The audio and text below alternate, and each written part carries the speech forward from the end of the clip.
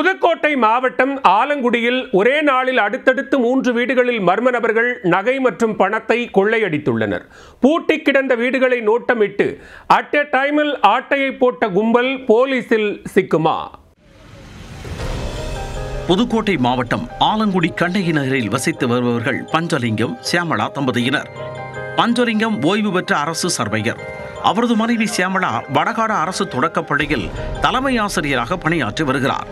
இவர் வீட்டின் மாடியில் கொத்தமங்கலம் கிராம நிர்வாக அலுவலர் ஆரோக்கியநாதன் குடும்பத்துடன் வசித்து வருகிறார். சம்பவத்தன்று மதியம் ஹவுஸ் ஓனர் சியாமளா உறவினர்கள் வீட்டிற்கு சென்றுள்ளார். அதேபோல ஆரோக்கியநாதன் மற்றும் அவரது மனைவியும் கோவிலுக்கு சென்றுள்ளனர்.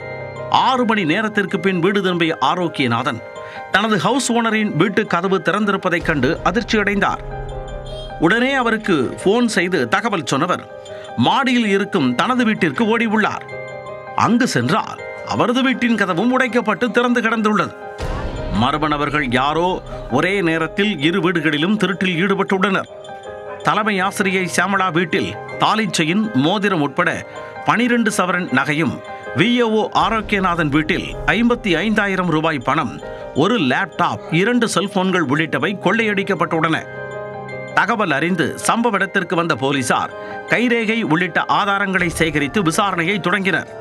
கொள்ளையர்கள் யார், எங்கிருந்து வந்தவர்கள் என துப்பு துலக்கும் நேரத்தில் மற்றொரு அதிர்ச்சியாக பக்கத்து தெருவில் வசிக்கும் மரிய மதலின் என்பவரது வீட்டிலும் கம்மல், மோதிரம் உட்பட 1/2 சவரன் தங்கம் மற்றும் வெள்ளி பொருட்களை யாரோ கொள்ளையடித்திருப்பது தெரிய வந்துள்ளது.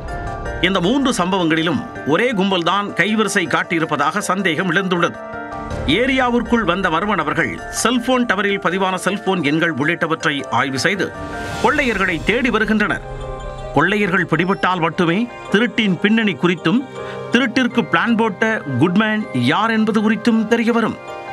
தெரிந்தால் அந்த குட்மேனுக்கு அழகான பரிசு காவல்துறையால் வழங்கப்பட காத்திருக்கிறது.